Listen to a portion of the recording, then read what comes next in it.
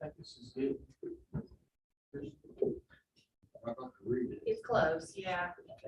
I think that may be the final one, but I just want to verify and be sure.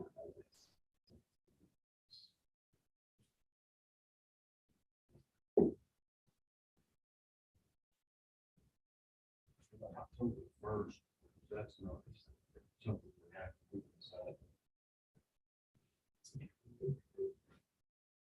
The package must have approved She today. made some suggestions, but I ain't not.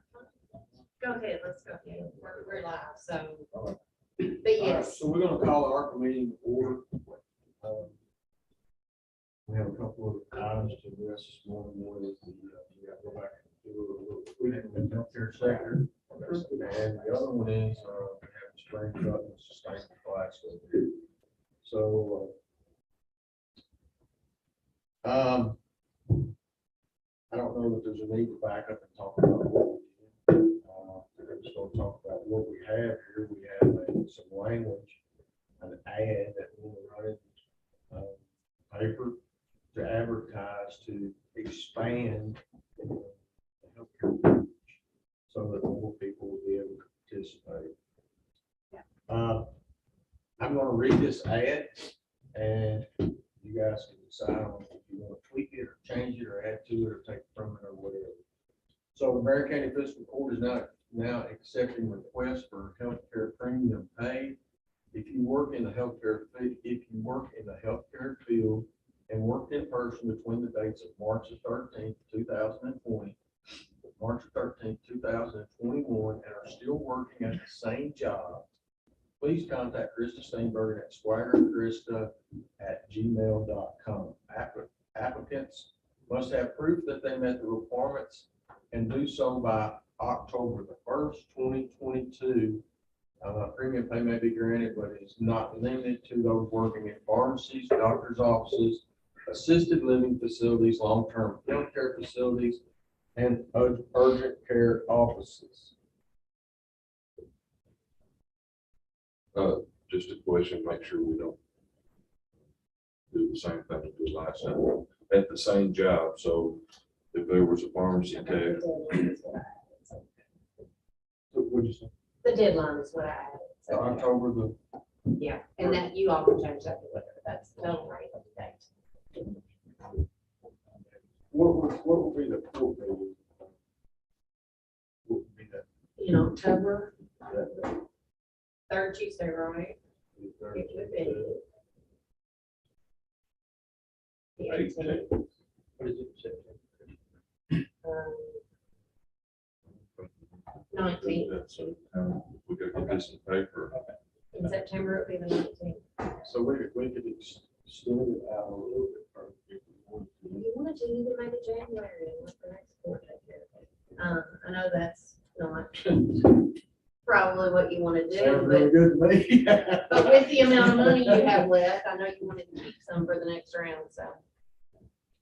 All right, let's just leave it October 1st. Y'all good with that? Yes, I'm good. October 1st. Do you want to make it like the week before the October court? And then that would still give you time to get your Yeah, ducks in a row? let's do that. Let's make it. September 11th, or October 11th. That gives you a week. You have a list of who's received already, so we don't have any, somebody can say, well, I can definitely get that. okay, yes. get that, who received, that way, there may be some, Yeah, I have everybody who received it signed in a paper, and I have copies of those. but there may be some folks, they work two jobs, I don't know, they work two jobs, all these nurses work Yeah, more they than one do. job, so. Yeah, I could cross-reference and get those. But they'll have to prove that they worked. I just think, I think that you guys did everything right. I think we all did, and that anytime you put that on something, nobody is going to be, there's always gonna be somebody in that, so. My question is just to make sure. Yeah. And this all covered when it says working at the same job, it doesn't have to be like, with the nurses that left. Maybe I TJ. should say, working in healthcare Yeah. with no breaks. Right. Okay, so they could go from one pharmacy tech to another Yes. pharmacy tech, Mhm. it'd still be as long as they weren't off or extended. So Yes. is that something that needs to be So put in there? Yes, I will put that, I will change the wording. Also, the 30 people who qualified for the last round and didn't get it because the agreement said, and that's my bad, it said stayed in the same job. That never occurred to me. Right. We need to decide what to do with him. And Denise had $1,800 left, and I told her leave it where it was. I'd let her know what to do with it. Or one of you guys would. So And It's- we're sure there's only 30. the final count was 30 people. Can we go ahead? Okay. What if, I mean, if we say that they need to still be working, that working date should stop when everybody else's working date starts. I mean, Whatever because we- they, so yes, I see what you're saying. Yeah. For fair purposes, but if you're trying to recruit and retain people, Right. you're trying to retain healthcare workers. But you don't know if some of those quit between that, the time they got their benefits and that, so. That's true. Okay, I'll get a date from LaDonna too. From whatever that date was at the time, Original, it Yeah. was issued. March 2021. I guess it's a particular date in March. Okay, See what I'm saying? yeah, absolutely. Fair. That's easy enough. But we're making this clear that if somebody received it from the hospital, and they worked 312 out there. Uh-huh, And they went somewhere else and worked 312, they just get it one time. Right. yes, absolutely. Only one payment. I'll put that in the act. Okay. An individual may only receive one payment. So is this accurate here, the 3 million, what we had?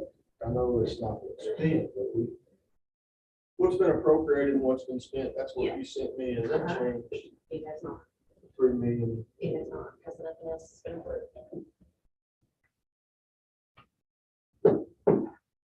Okay, so, it's been a motion to accept this language, right? With With the, Yeah. with the amendments. Okay. I make that motion. And we would like to see the draft before we just put it in paper. Absolutely. You guys are the entire board. You said the hospital. Okay,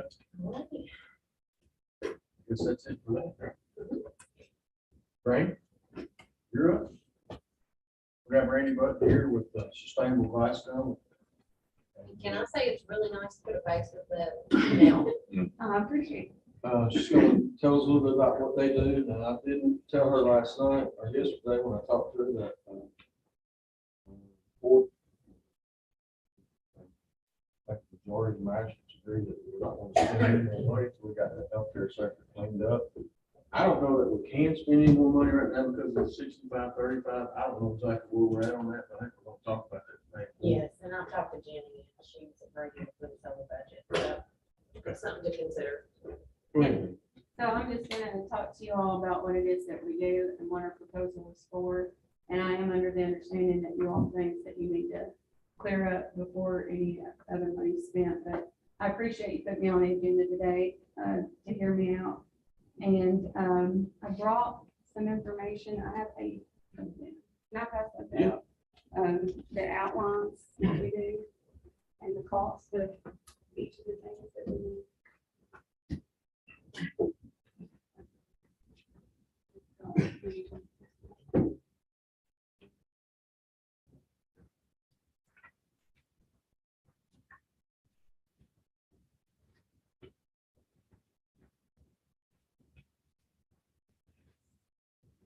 Well, I'm Brenda Putnam. I'm the Executive Director of Sustainable Glasgow.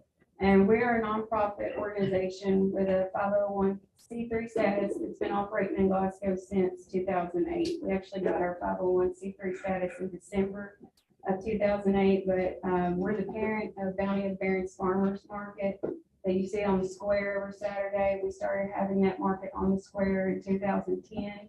It used to be behind the BB&T Bank in that parking lot. But we also do things like the shindig on the square and the local hog roast with the FFA at the Barron County High School, and the homegrown 5K, something we added this year. Our mission is to provide a small business incubator. County of the Barrens is what that small business incubator is. That's a producer only and Kentucky proud space that local growers and artisans have a place to sell their goods as well as circulate money back into the local economy, providing a means of living for family farmers in the most fertile county in Kentucky, and provide that space as near to downtown Glasgow as possible, so that brick and mortar local businesses also benefit from that foot traffic from the market. One of our biggest goals the past 8 years is to try and build a permanent structure for the market so that we can have it year round, because we switched from going to the square, to the public parking lot when there's car shows, to the extension office during the winter. And that's something that, has been our goal from 2010 on. We worked with different administrations and different organizations to make that happen. Most recently, it's been the Downtown Park Committee, but that is obviously in different phases right now, and so we are a part of that project right now and been working with it for the last 3 years, and I'm actually appointed to that city committee. So when I initially proposed to you all for ARPA funds, it was $50,000 for our operating costs and $250,000 towards a permanent structure for the market. And that $50,000 is something that's our yearly annual operating costs. We were not able to have any of our fundraising events in 2020 or 2021 because of COVID. We had to move our market and limit the number of vendors that we could have because of Kentucky Department of Agriculture regulations as far as drawing crowds, the amount of space between shoppers. We weren't considered essential workers because we were providing food for the community. Those farmers were considered essential workers. They had to go through a special training. We had, as the executive director and as the market manager, we did special trainings to figure out the best thing that we could do. The square was not a possibility because of all of the entry and exit points. We were supposed to have one entry point, one exit point. So everything was moved to the extension office parking lot, where we were very limited on space and the amount of people that we could have. And our vendor fees are what helped to operate our market, obviously, and do the advertising for our market. So that $50,000 that I'm asking for is $25,000 for each year that we were not able to do those fundraising events. And we had to limit the amount of vendors that we had at our market, and so it affected our overall budget as a whole. The separate $250,000 was towards the permanent structure. We figured that project would be further along at this point. We understand that it's not, and I know that that's not something that needs to be funded until that project is further along and we have,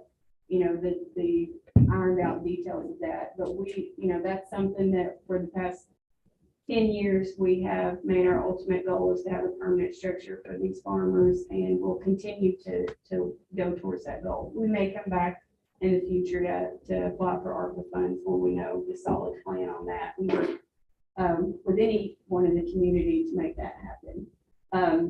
So I just want you all to know that that's the packet that I gave you outlines where that money goes if the $50,000 were approved to support our operations.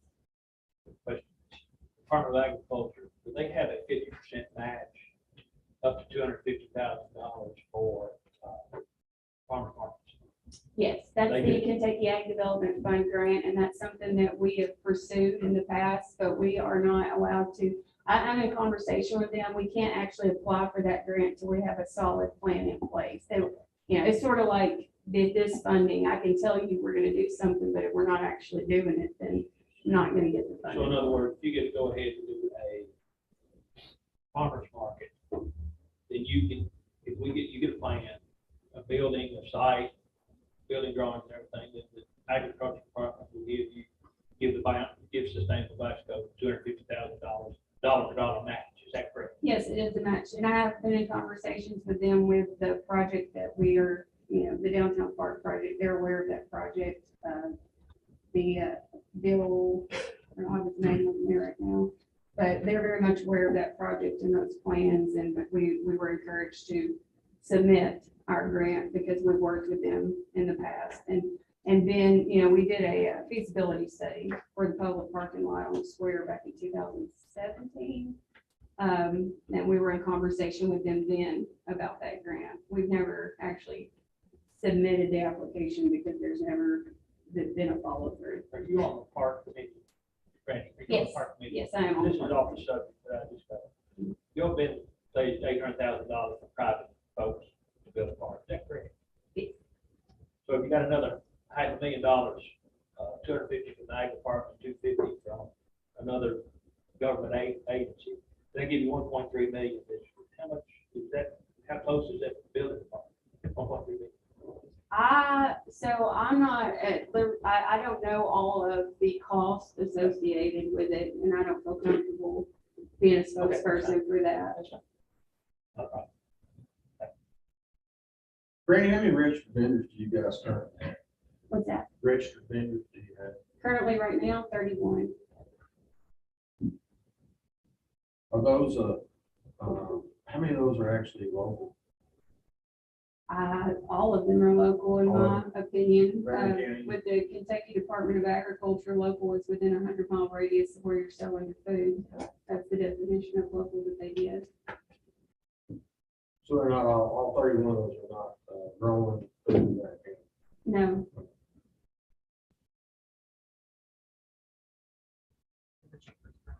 yeah, the majority are, but not all of them. They're considered the Barren River region, which is most of the farmers markets in this area consider themselves the region. So we have farmers from Barren County that sell at Warren County, and farmers from Warren County that sell here, and then farmers from Barren County that sell at Metcalf and Allen County. We all kind of are the farmers market family, so to speak. Yeah, I know several of those guys that travel, sell at different markets. So, but you do have to be registered in order to get set up. Yes, we are a organized, registered farmers market with Kentucky Proud and the Kentucky Department of Agriculture, which makes us completely different than a roadside stand or just anybody that wants to call themselves a farmers market. There are rules that are in place that you have to follow, and you have to meet certain criteria in order to consider yourself that, get grant funding, and be considered producer only in Kentucky Proud. Does the participants pay a fee every week to set up?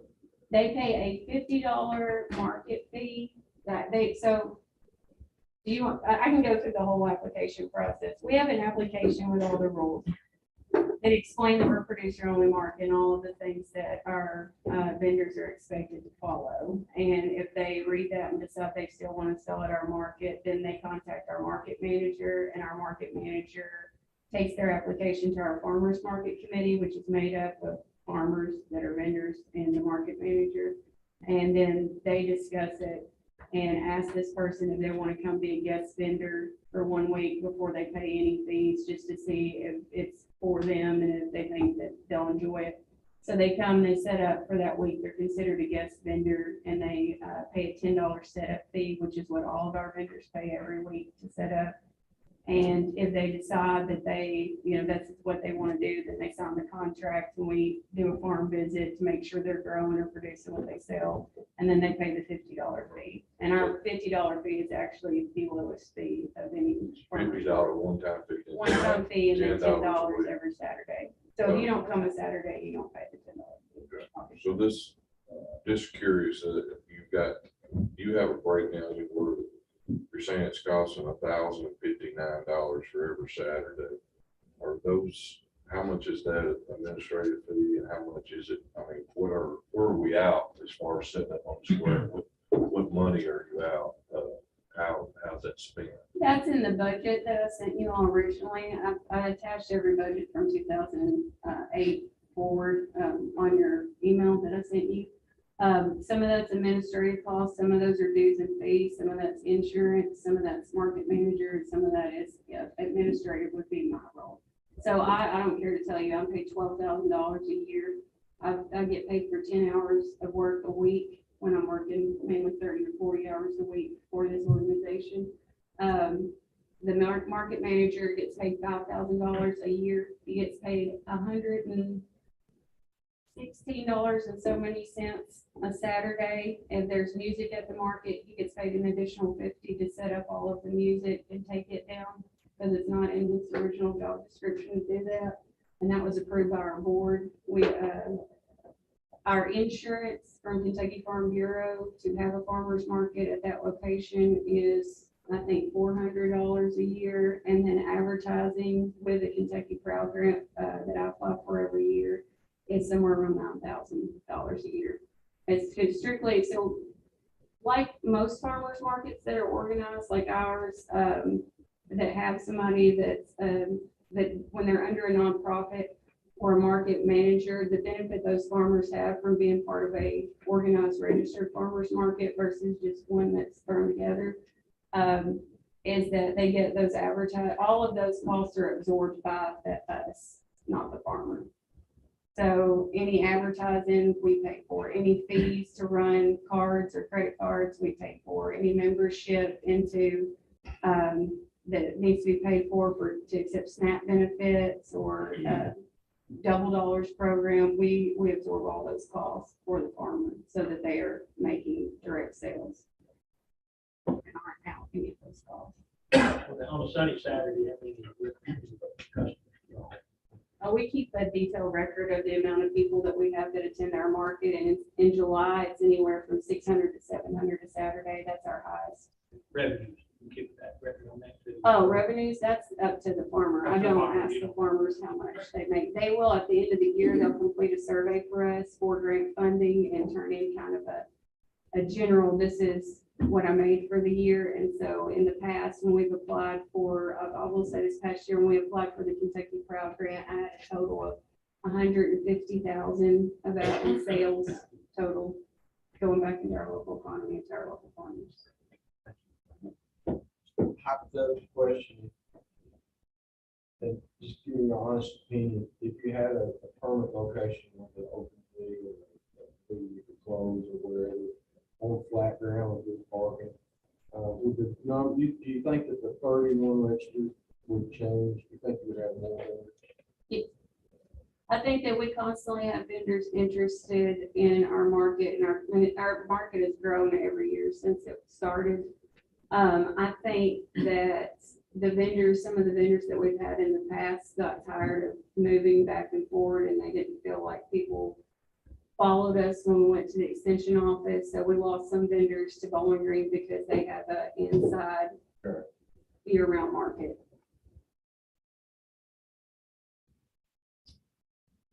More questions? Randy, we thank you. Thank you. And, we'll be in touch. Thank you, Brandon.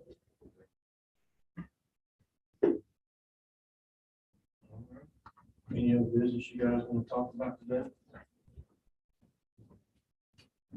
This pertains to farmers market. So I'll make a motion that, So we're adjourned.